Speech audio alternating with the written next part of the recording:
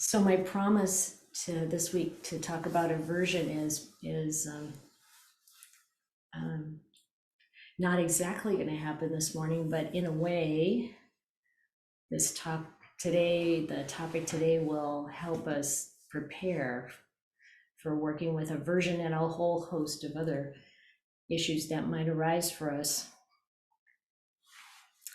Been thinking quite a lot about our world situation. And I remember when I was a child, I would hear my parents and my grandparents talking about how they felt the world was getting worse. And I thought, as a child, I thought, maybe it's just that as people get older, because I didn't see it that way, that the world is kind of getting so much worse. And I thought, well, maybe it is just that when people get older, that's the way they think. And I'm not going to think like that. When I get older, when I get old, I'm gonna recognize the good things about the world. And it seemed to me like quotes from people hundreds of years ago said the same things, the world is getting so much worse. But now here I am at 70, and I really do think the world is getting worse. And I'm afraid that a lot of young people are also feeling that way with climate change and so much political unrest and various other kinds of, issues and problems. And of course, there are all kinds of good things that continue to happen too. And even as we talk about individuals and what's happening in our lives, and we are happy when people are recovering from illness and making progress, it seems, in various ways. What's really exciting is the progress that we make spiritually, of course. And that's really what I want to talk about today, in a sense. I'm going to tell you a bit of a story that some of you have heard me talk about a little bit before, but I'm going to give you a little bit fuller kind of description of it right now. And it's a story about my cousin's husband. So he's someone I've known for over 50 years now, and his name's Harry. And I had a chance to really talk with him in detail about something that happened in his life 50 years ago. He was graduating from high school in 1968. And he said at that time, you have three choices: either go to college or go to Canada or go to Vietnam. And in his words, he said, I wasn't college material, and I had never been north of Dalton. So this is all happening in Illinois, south of Chicago, and Dalton is another town between Lansing and Chicago. And he said, I'd never been north of Dalton, so I didn't know how to get to Canada. So my option was Vietnam, and he knew he was going to get drafted. So he decided to enlist for a 2-year program. Program isn't really the right word, but 2 years in the service. And he was... Duty. I think it would be tour of duty, a 2-year tour of duty. Thank you. That's the right word. It's like tour of duty. Yeah. And so he of course went to basic training, and he was in the infantry. And he said that when he was in basic, he had this vision of himself sitting in a tree and shooting an enemy soldier and putting a hole in his head the size of a baseball. And he said, I can't do that. I can't do that to anyone. I don't care who they are. And so he said the whole time as he's preparing, being prepared and going over to Vietnam, he's just praying that he doesn't kill anyone.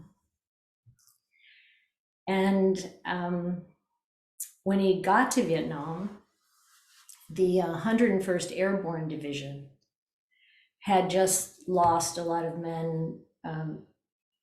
There were many killed, but there were many more injured, wounded, and in the battle on Hamburger Hill. And so he said that the first 50 men were routed to the 101st Airborne Division, so he was among them. But he said he didn't know anything about parachutes or anything like that. He was one of the guys who would be put on a helicopter, and the helicopter would drop them off on top of a mountain behind enemy lines, and they were there to fight the enemy. But when he'd get dropped off, there would be no enemy there. And no matter where the mission was, whenever he was on it, there were no enemy troops anywhere around. And he said, after 6 months of that, again and again and again, there'd be fighting everywhere else. All the other missions that were out would be in combat, but not his group. And he said that he would just fall asleep on the helicopter ride, and other guys would say, how can you fall asleep? How can you sleep?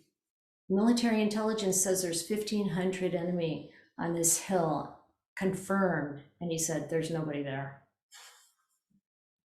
And sure enough, they get there and there's nobody there.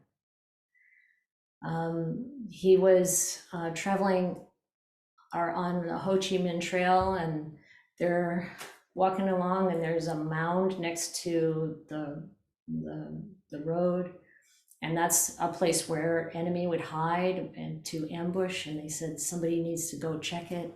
Who's going to go check it? And we'll send Harry. He goes down there. He comes back. There's nobody there. He said his reputation spread far and wide. He would be walking through camp and he'd hear people whispering, that's the guy, that's the one. You know, he said some new guy would come in, and the other guys would say, do you want to survive Vietnam? He'd go, yeah. He said, you stick with him, stick with Harry. If he goes down the hill to sit down and eat his sea rations, you go down and sit next to him, eat your sea rations. You just stay with him, you'll be okay. And he said they would be, as long as they were with him, but if they got transferred to another unit, they'd be in combat.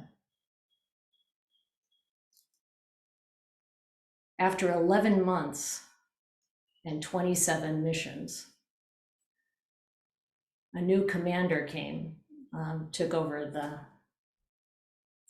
the whole command, and he said, I'm gonna, show you all that I'm a nice guy. I'm gonna send the guy who's been here the longest. I'm gonna send him back to base camp. He'll never have to come out into the jungle and fight again. And they said, well, the person who's been here the longest is Harry, and you can't send him because he's our good luck charm. And he said, what are you talking about? And Harry said the whole battalion, but is it a battalion, whatever, the whole 200 guys signed a petition to keep Harry out there in the field.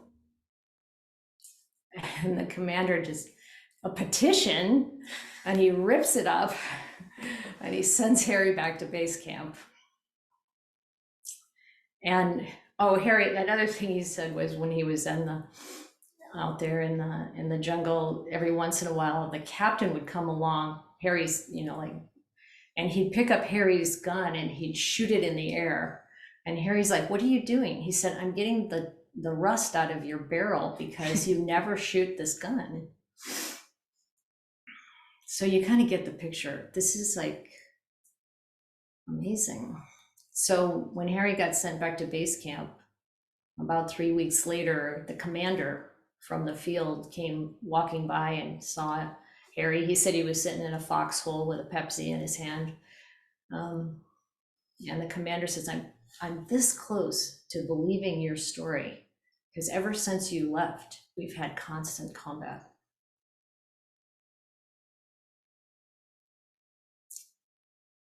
So I have other close friends and relatives who were in Vietnam, a very different story. My cousin John had men dying on either side of him and got shot and had to pretend he was dead in order to survive, and had Agent Orange dropped on him, and it just horrible conditions. And and you have to wonder, like, why? How could this be? Harry said that they sent him um, the Bronze Star, which is the second highest medal, because if you're involved in more 25 missions or more, you automatically get the Bronze Star. And he said he feels really kind of sheepish about it because he didn't do anything to deserve the Bronze Star. So I'm telling you this story because if you look at this from the perspective of Dhamma, there is something very special going on there, of course. But, Harry's belief is that it's because he was praying and his mother was praying for him and his pastor was praying for him and the whole church was praying for him. But, I have to say, there were a lot of people praying for every man out there. And we don't all have the same experience. And, I really believe that prayer helps. I feel confident, at least, that the devas are there to help us. And there's something more. And of course, Harry's prayer, and he said this, they were all praying that he wouldn't get killed, but he was praying that he wouldn't kill anybody. He didn't seem worried about what would happen to him. He just didn't want to kill anybody. So certainly that intention was so strong in him. But I think when we look at the Dhamma, there's something else that was probably also very strong, which is lifetimes of not killing, probably. And certainly in this life, he talked to me about, he's not into hunting. He doesn't want to kill anything.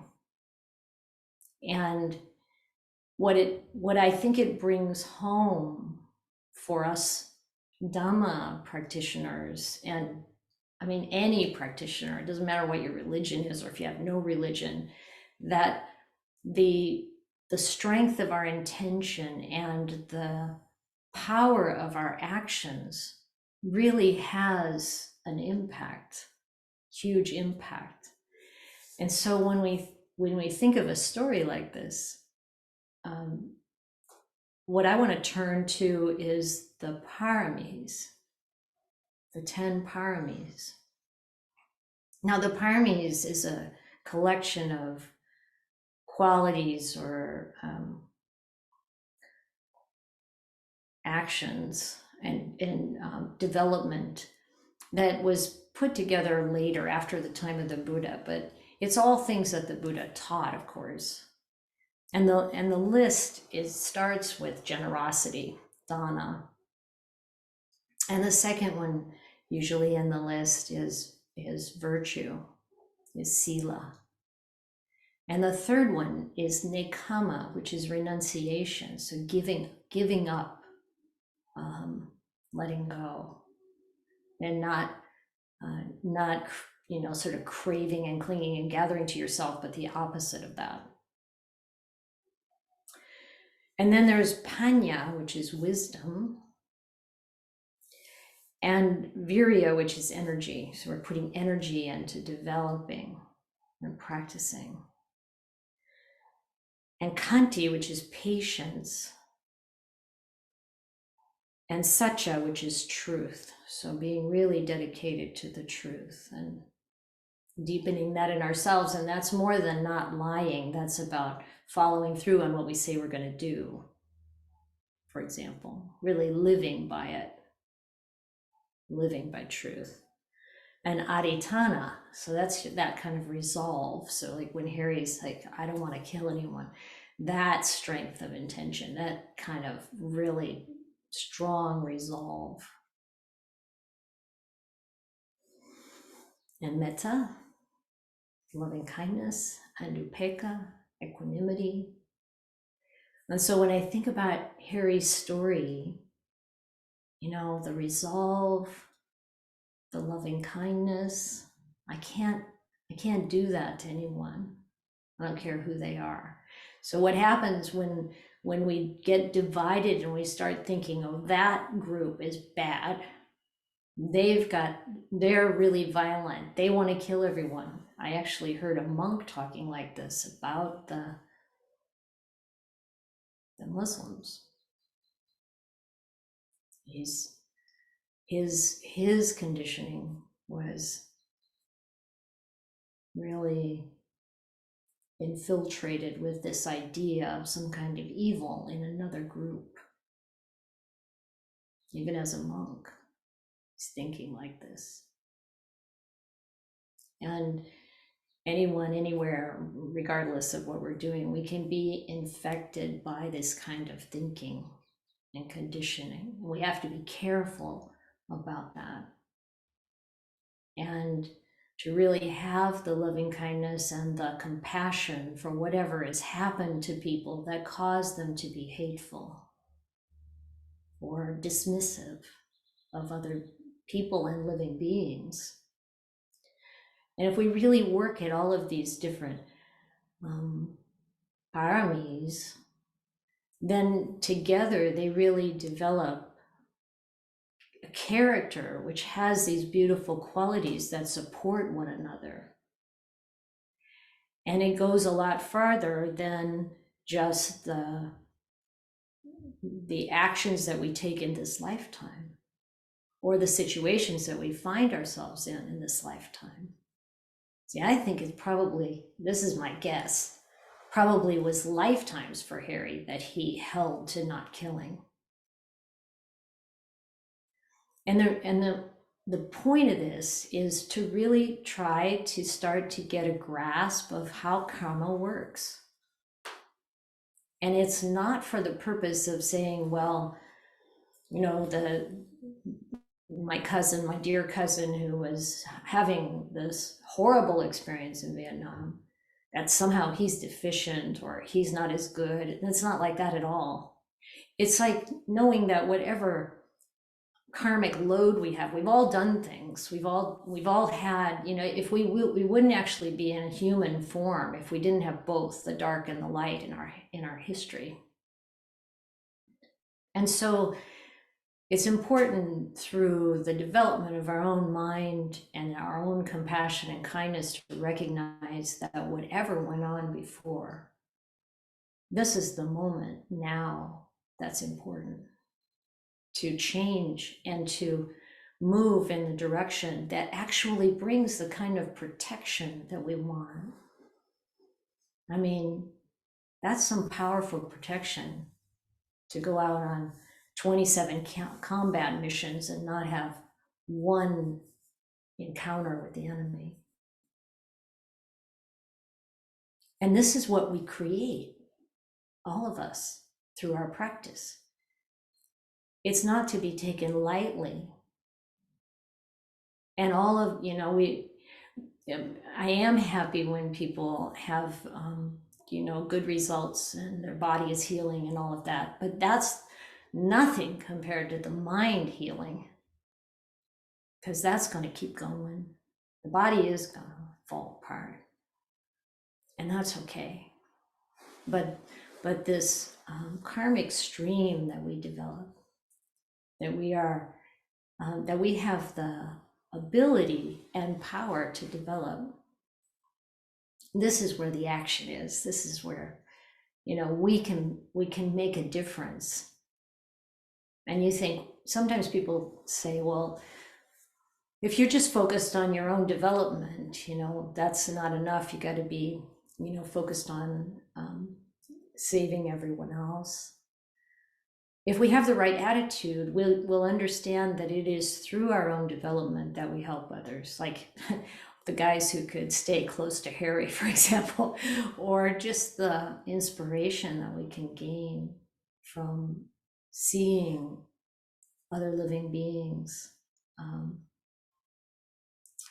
develop and gain that boundless love and compassion for others and care and help. You know, one of the things Ajahn Ganha said when we were visiting him last time, I think he might have only said it to the nuns when we were with him, I'm not sure, but he said, you know, a lot of people tried to kill the Buddha, but they couldn't do it because of the purity of his paramis. You know, it was just so strong, they couldn't harm him. And that chant that the highest blessings, what it says at the end, and every place for them is safe. It's because of the development of all those qualities that it mentions in the chant. And, you know, when we see the world, quote unquote, getting worse, when the violence increases and the weather gets so extreme, they have in our county and where the Hermitage is, Santa Cruz County, it's had 7 federal disasters since 2017. You know, it's like climate is really changing, and there's more and more of these situations. One is, I was saying where we were visiting last week, the winds are really, really getting so much stronger, and the people who live there are like, it's not been like this in the past. And we can wonder, well, how do we find safety? And as areas in the world become unlivable and more people try to, or, you know, unfortunately become climate refugees, and how are we going to take care of each other, and how are we going to live? It's through developing these paramis that we are able to be generous and kind and caring. And that protection of our good karma, of the karma we make, goes way beyond what we can imagine possible. And whether it shows up in this lifetime or in a future lifetime, it doesn't matter. There's no self here. It's not about benefiting the self. It's about developing goodness and peace and harmony and love and truth and all of these other wonderful qualities as a way of life to be shared and to be encouraged.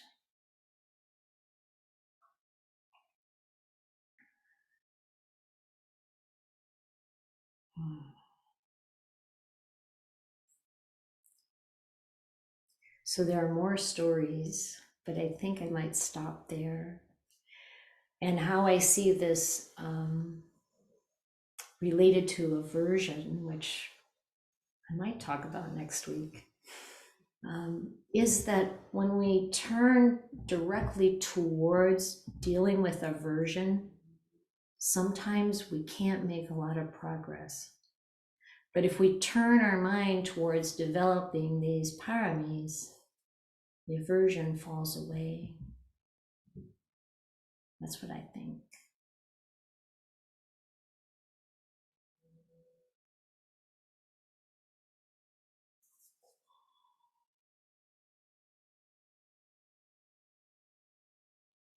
Any comments, questions, complaints? Yes, Ling. So Daya, I just want to say I'm so inspired by your stories, and I was struggling about this aversion ill will as well, and I noticed that I didn't realize just until you said actually develop those beautiful loving kindness and temperament is the way. I don't have a question, I just want to comment it. a little bit because while you were talking about this, it really reminded me of my grandpa and grandma.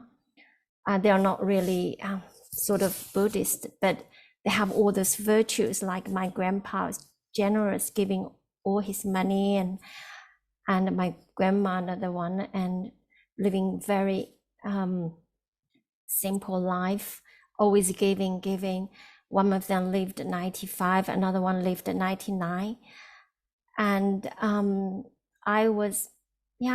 just so thankful for having being good is the best protection. And thank you so much. Thank you, Lynn. It's very important, I think, for us to remember that we don't have to be Buddhist to know this. People know this. We don't have to have some particular savior. We have to work out our own salvation, and we can. If no one ever hears about the Buddha, but they know this Dhamma, that's all that's needed. And Dhamma's everywhere. If we ever get to thinking that we've got the right religion, we've got the right, attitude, then we're probably a little stuck. Yeah. Patty? Yeah, that was a great talk on aversion.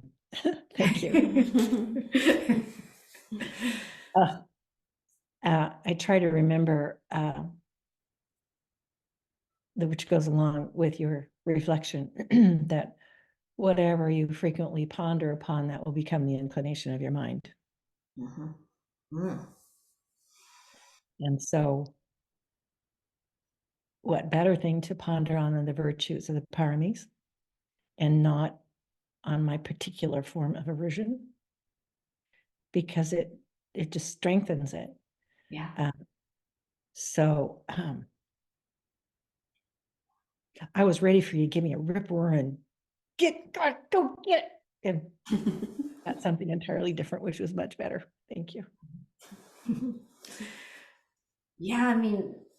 It's up to us to train our own mind. No one else can do it for us. And, those habits can be very, very strong, but this is the moment we get to change them. We change our direction right now.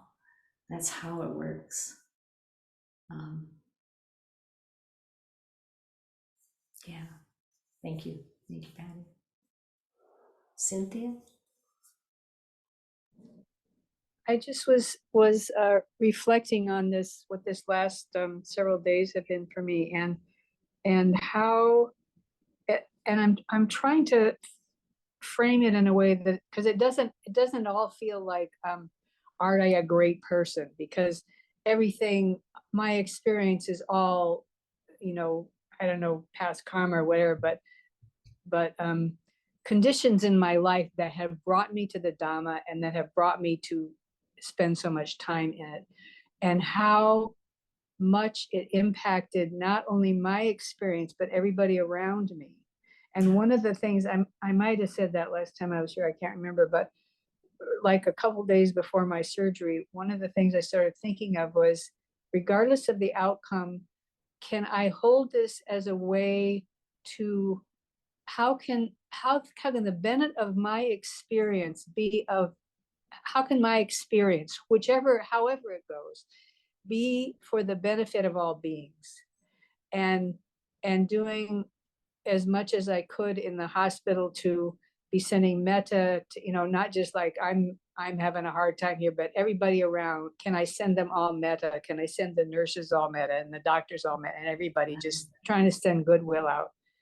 And it did. It made it get me through it, and it was when I checked out of ICU yesterday, the nurse actually said, "You're the best you're the best patient I've ever had." She actually said that to me. That might have been a little bit of, I think she just liked my piggy socks, but you know, it was, I know, such a different experience that it would have been if I hadn't had my years of practice. Just absolutely, I don't know how people get through this kind of stuff without this.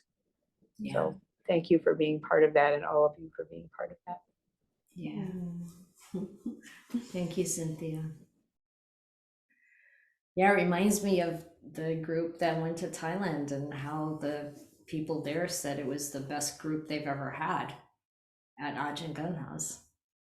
And it's like, yeah, I mean, also that's not to say, hey, we're so great. No, that's not it. The point being, you know, where we put our attention, how we want to show up in the world, how we want to train our minds, and have the humility to know that we're not perfect and we're not better somehow, but just the fact that the Dhamma works. The Dhamma really works. Yeah. Yeah. Yeah. Thank you, Cynthia. Yes, Misty? I just wanted to say that as I on my journey with the brain surgeries, it was nice to be able to reach out to Cynthia, and I just appreciate everyone here. Thank you. Yeah, yeah. And our long association with you, seeing the courage you have to go through all that you've had to with cancer, with the health issues, and to recognize it, you know, you're continuing to come back to Dhamma all the time. This is so, so beautiful. Thank you so much. Yeah, yeah, Much love, you guys. Thanks everyone. yeah. Thank you, Misty.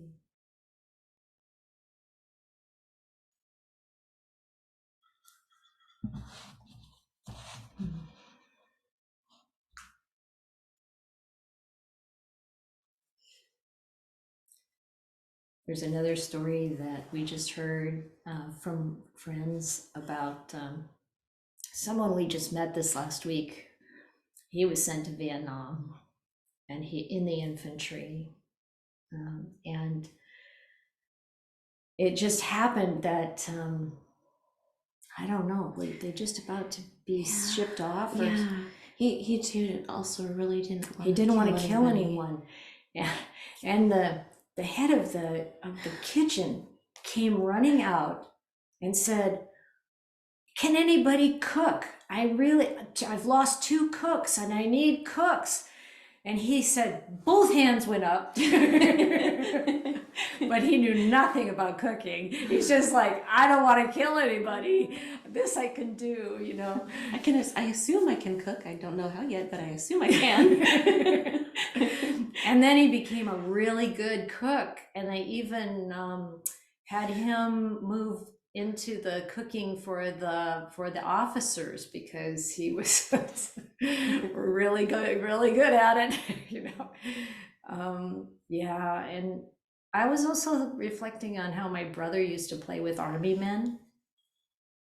Are any of you from this era? I mean, where they're training children how to fight, to kill, to, you know, like the going through all the motion. Of course, we're still dealing with this on video games and stuff. And just, you know, how can we inspire the training to have that strong intention to not kill?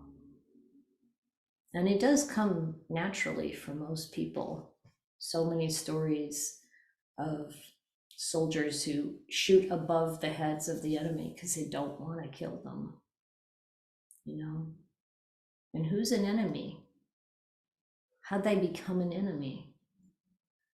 You know, it's really a worthwhile investigation into our own ideas of what we deserve, what we feel we deserve, what we have, what we want, how greed, hatred, and delusion operates on a grand scale in this world, and how we can do what's right, what's different.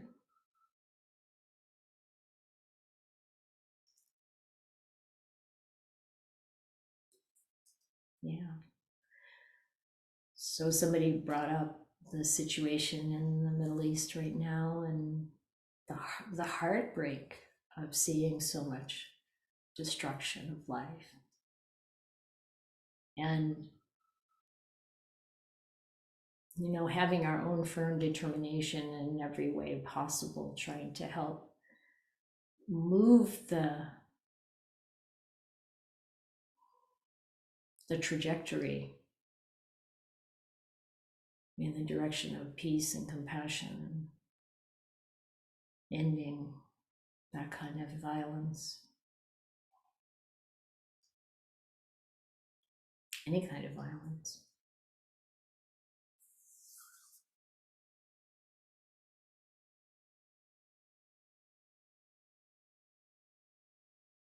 Yamira?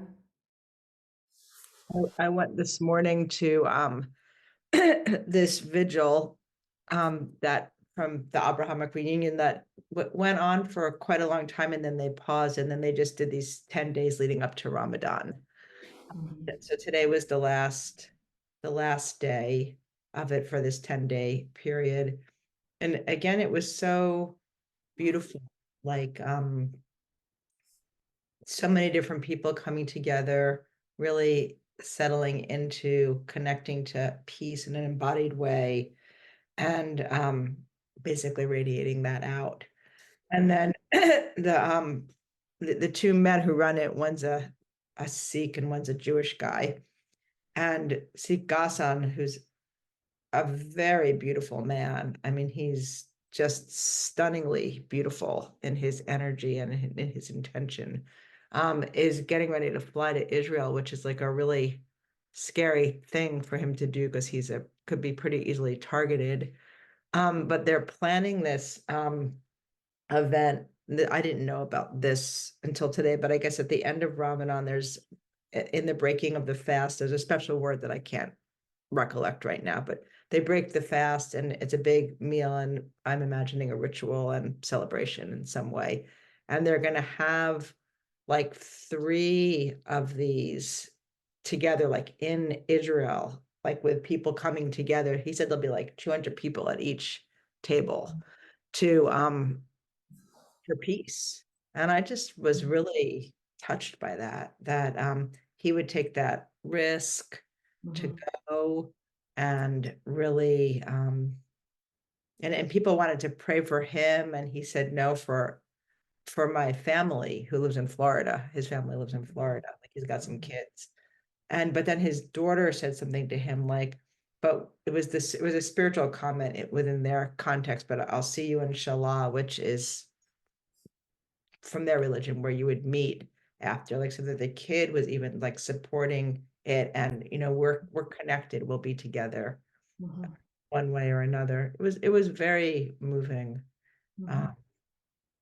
to just participate in that and have that energy. Yeah, and that kind of nikama, that kind of renunciation, that kind of dedication, that kind of strong adhitthana, that intention, Yeah, it's so strong. that And satya, the truth, really living by truth. yeah, all of that is in All of there. it. Yeah. And it's all of the horrific pain. I mean, that's happening. Yeah, And it all has to be done without hatred, that's right. without hatred for any enemy, without having enemies, without being an enemy. As soon as we have an enemy, we're being an enemy. It's like Yeah. that doesn't negate the wisdom that knows right from wrong. We can know that what someone is doing is unwholesome and be disgusted by that. The Buddha said there are appropriate times for disgust, and it's when there's immorality, Mhm. Yeah. Yeah, There is no just war. right. There is no time when killing makes things better. Mm. It just makes things worse. Right, right. It Yeah. might feel like, oh, conquering gives power and peace, but it doesn't. The seed of the violence grows ever stronger because of it. And it conditions the next generations, you know. Yeah, doesn't- hatred does not overcome hatred ever. Yeah, so it's a tough road to walk, but that's the road that the only road to real happiness and security. Yeah. Thank you, Mira. Andrea? Yeah, I mean, the other day I was reflecting on something like, it's been hard, you know, adjusting to my job, and just to give a brief context, I'm one of those girls that invites people to donate to UNICEF. And the other day, sometimes it's frustrating because you see a lot of people just like ignoring you or whatever.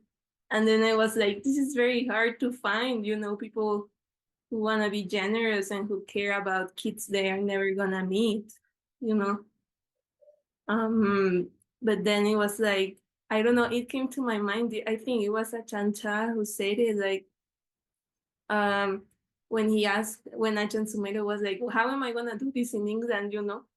And he was like, yeah, are there good people in England? And he was like, yeah, there's good people, so it's gonna work, you know. So I've been like, is there good people, you know, in Mexico? And he's like, yeah, there's a lot of good people. In fact, it's very easy. We make a lot of members, like the Mexico team. I think it's easier than other countries, you know. And sometimes it's when you least expect it, someone cares, you know, someone gets touched by what you're telling them, and then they give you their credit card, and you put it, and it's like, how you know, how can you trigger that sense of selflessness and generosity? It's very hard, and many times I get selfish because I'm like, I need to make numbers, and then I'm like, but you know, this is about children, you know, like right now Mexico is the most crossed border in the world. There's a lot of children from South America and Haiti coming without their parents. So like, how can you keep your mind on that? And you know, just they are investing on you, you know, and yeah, it's yeah, I'm trying to redirect my mind to that, but it's hard. Yeah, thank you. Yeah, it's interesting, these situations we find where we can develop our mind, we can develop our qualities. And, you know, Andrea's been keeping us in the loop and talking about her job, and every time she's able to inspire someone to sign up to be a member, 5 children are helped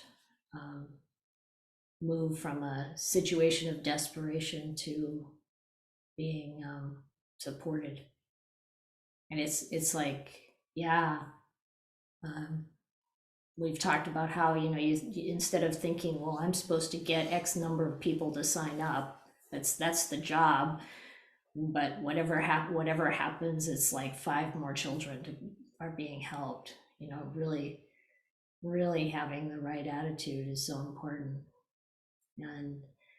And for people to have that opportunity for that part of their being, that heart, to be touched, to have that opportunity to give, to be part of what's really making the world better. And that when we are developing our own qualities, we're making the world better in ways we can't even imagine. you know, and the more we experience that, the less we're like, oh, I'm doing something great. And it's just like, let's grow the goodness wherever it goes. Has nothing to do with self.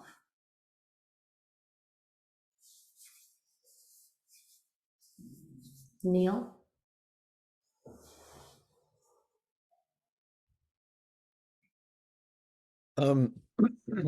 First, you know, this is not what I was going to share, but while Andrea was speaking, I had this thought. It may come across as glib, but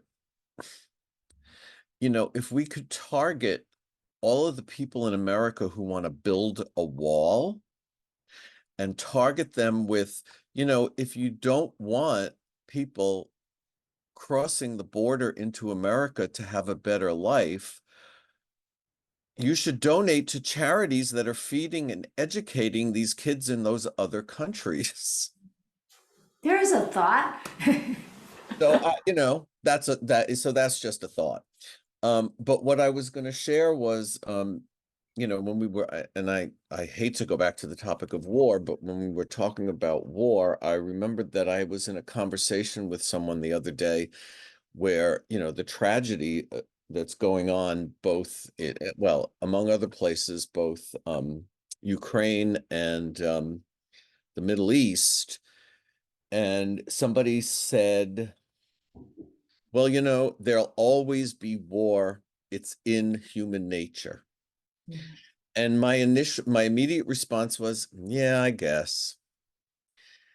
And as we've been talking today, I'm thinking, is that really true? I mean, I guess what I want to ask is, how would you respond if somebody said that to you? Well, the first thought I have is I've said that too, because the issue is that there's greed, hatred, and delusion in samsara. And as long as we have greed, hatred, and delusion, we're going to have conflict and other kinds of problems. There are wars constantly in one place or another, and every part of the world has been a place where people have fought and died and killed. And it makes us hopefully even more kind of encouraged to develop these qualities and to develop our wisdom so that we can see through this greed, hatred, and delusion and eliminate it in ourselves, and thereby also help as many other people as possible. And, you know, it's such a fascinating place, samsara. We keep coming back. We should quit that. So many people on my birthday wished me to not ever get born again. Thank you. And you know, when, regardless of what happens in this world, we also see the rising of selflessness and courage, compassion, these incredible times when a lot of energy arises, and we're actually in some sense more alive in our efforts to be kind, compassionate, provide a safe haven, and so on, you know. And so I think there will always be war as long as there's greed, hatred, and delusion.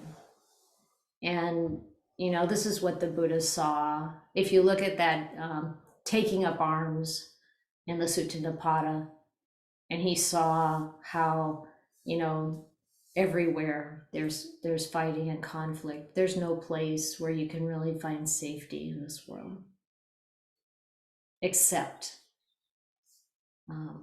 by developing Dhamma in our heart. And then, you know, like when I think about Harry, he's in like the worst kind of situation, infantry in Vietnam, fighting in the jungles. He said he didn't have it easy.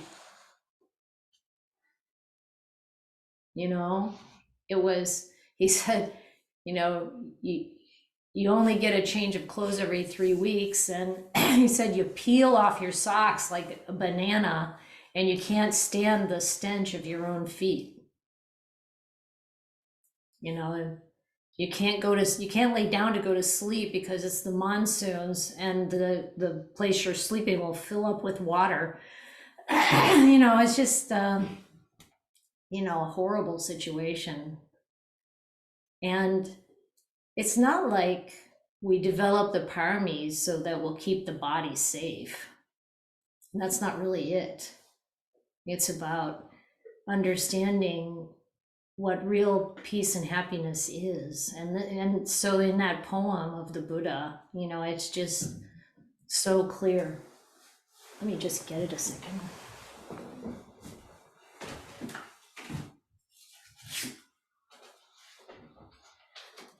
I'm not sure this is the version.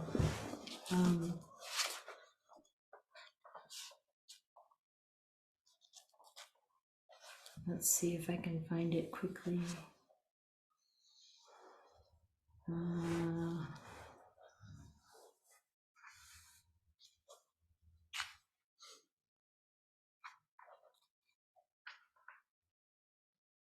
You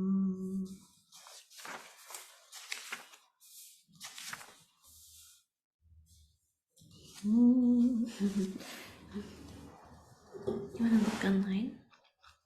If you would, you can find it on Sutta Central, I think, more easily. Why don't you do it here? Yeah. Oh, okay. And anyway, we'll see if we have it to read out. I'm sure you may have heard it before. But yeah, that's my answer. I don't know if that was helpful, Neil.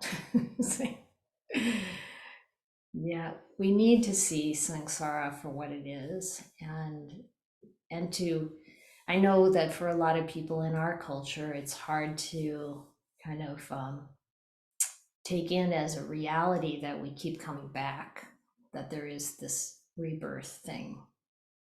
And of course, for those who remember past lives, it's easy. As you know, like Ajahn Brahm said one time, once somebody remembers past lives, even a few of them or one of them, sometimes even, you know, there's no question then. And then there's an encouragement to trust in what the Buddha said, because he was reporting that from his own experience and saw how karma works. And this is what we're talking about. This is the way karma works. So really, yeah, just being able to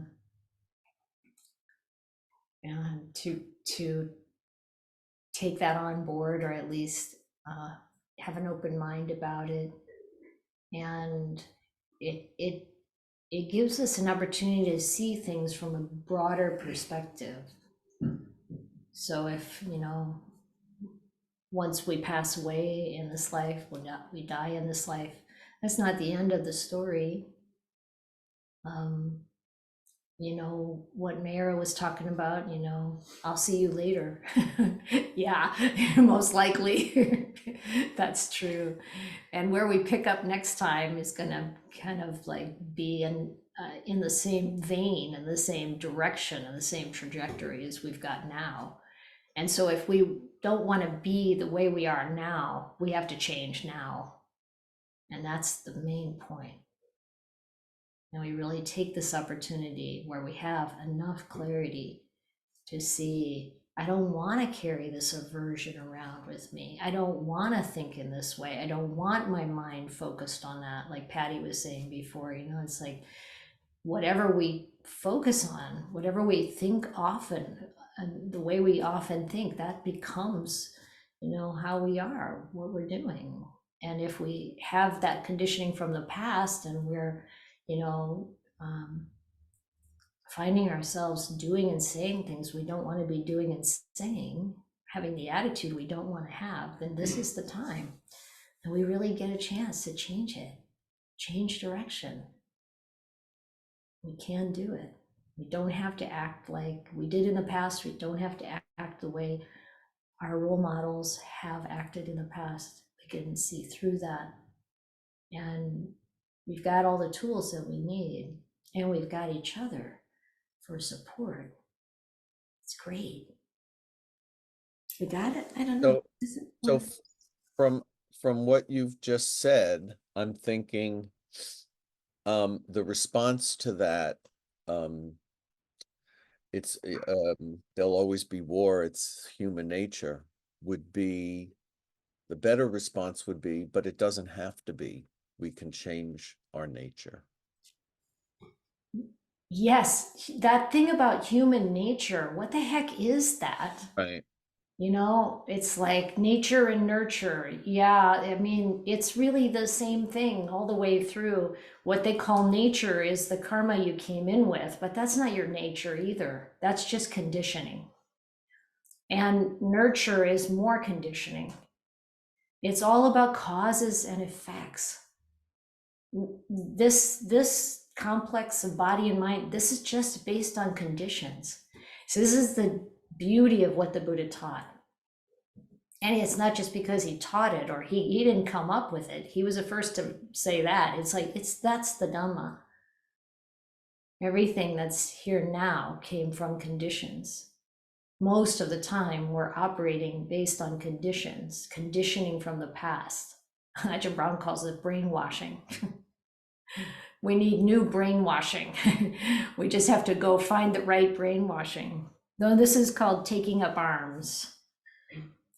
Peril stems from those who take up arms. You know, when I was younger, I would sit alongside my partner and watch violent movies because they wanted to see, you know, Rambo do stuff and whatever, you know. And I started to realize that the hero, the tough guy, his girlfriend or wife was always in peril. And it's much better to stay away from those tough guys instead of be the girlfriend or the wife, even though that's supposed to be. So taking up arms, this is where peril comes from. Just look at people in conflict. I shall extol how I came to be stirred with a sense of urgency. So this is what the Buddha said. You know, and he was in the warrior caste. He saw all this, you know, fighting and being prepared to fight, being prepared to protect the kingdom, the republic, whatever it was. I saw this population flounder like a fish in a little puddle. Seeing them fight each other, fear came upon me. The world around was hollow. All directions were in turmoil. Wanting a home for myself, I saw nowhere unsettled, nowhere that you can find peace. Yet even in their settlement they fight. Seeing that, I grew uneasy. Then I saw a dart there, so hard to see, stuck in the heart. When stuck by that dart, we run around in all directions. But when that same dart has been plucked out, you neither run around nor sink down. Whatever attachments there are in the world, don't pursue them. Having pierced through sensual pleasures in every way, train yourself for quenching. Be truthful, not rude, free of deceit, and rid of slander. Without anger, a sage would cross over the evils of greed and avarice. Prevail over sleepiness, sloth, and drowsiness. Don't abide in negligence. A person intent on quenching would not stand for arrogance. Don't be led into lying or get caught up in fondness for form. Completely understand conceit and desist from hasty conduct. Don't relish the old or welcome the new. Don't grieve for what is running out or get attached to things that pull you in. Greed, I say, is the great flood, and longing is the current, the basis, the compulsion, the swamp of sensuality so hard to get past. The sage never strays from the truth. The Brahmin stands firm on the shore. Having given up everything, they're said to be at peace. They have truly known their acknowledged master. Understanding the teaching, they're independent. They rightly proceed in the world, not coveting anything here. One who has crossed over sensuality here, the snare of the world so hard to get past, grieves not, nor hopes. They've cut the strings, they're no longer bound. What came before, let wither away, and after, let there be nothing. If you don't grasp in the middle, you will live at peace. One who has no sense of ownership in the whole realm of name and form does not grieve for that which is not. They suffer no loss in the world. If you don't think of anything as belonging to yourself or others, not finding anything to be mine, you won't grieve thinking, I don't have it. Not bitter, not fawning, unstirred, everywhere even.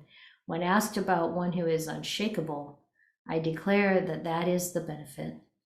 For the unstirred who understand, there's no performance of deeds. Desisting from instigation, they see sanctuary everywhere. A sage doesn't speak of themselves as being among superiors, inferiors, or equals. Peaceful, rid of stinginess, they neither take nor reject.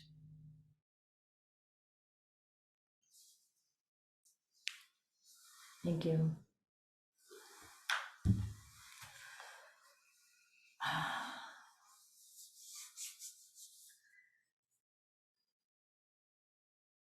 So I think it's important for our own heart and for everyone in the world to carry an ongoing blessing of love and kindness and wish for peace in the heart everywhere so that we can really be a light in the world and at peace in ourselves.